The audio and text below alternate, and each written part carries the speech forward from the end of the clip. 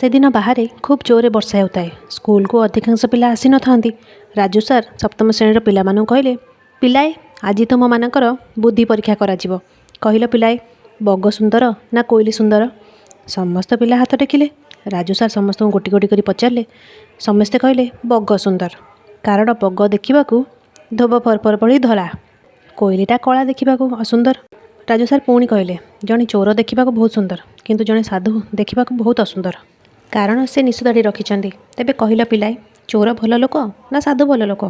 ପିଲାମାନେ କହିଲେ, ସାର୍, ସାଧୁ ଜଣକ ଭଲ ଲୋକ, ଚୋର ନୁହେଁ। ଚୋର ତ ରାତିରେ ସମସ୍ତଙ୍କ ଧନ ସମ୍ପତ୍ତି ଲୁଟି ନିଏ।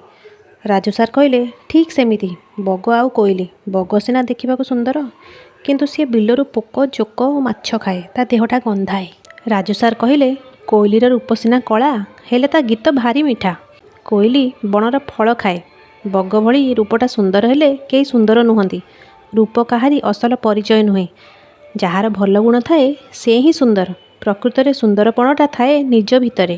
ଜଣେ ସୁନ୍ଦର ଦେଖାଯାଉଛି, ହେଲେ ତା ଭିତରେ ଯଦି ଅହଙ୍କାର, ଅନ୍ୟାୟ ଓ ଅସତ୍ୟ ପରି ମନ୍ଦ ଗୁଣ ଥାଏ, ସେ କ'ଣ କେବେ ସୁନ୍ଦର ହୋଇପାରିବ?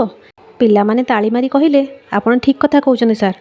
ରାଜୁ ସାର୍ କହିଲେ, ଯାହାଙ୍କ ଭିତରେ ସତ୍ୟ, ସେବା, ତ୍ୟାଗ, ସ୍ନେହ ଆଉ ସହଯୋଗ ପରି ପବିତ୍ର ଗୁଣ ଥିବ, ସିଏ ହିଁ ସୁନ୍ଦର। କାହାର ରୂପକୁ ସୁନ୍ଦର ଭାବ ନାହିଁ, ଗୁଣ ଥିବା ମନୁଷ୍ୟ ପ୍ରକୃତରେ ସୁନ୍ଦର। ତେଣୁ କଥାରେ ଅଛି, ସୁନ୍ଦର ଗୁଣ ଯାହାର, ତାକୁ ସମସ୍ତେ କରନ୍ତି ଆଦର। ତ ସାଙ୍ଗମାନେ, ଗପଟି ଯଦି ଭଲ ଲାଗିଥାଏ ତାହେଲେ ଲାଇକ୍, ସେୟାର, ସବସ୍କ୍ରାଇବ୍ ନିଶ୍ଚୟ କରିବେ। ଜୟ ଜଗନ୍ନାଥ।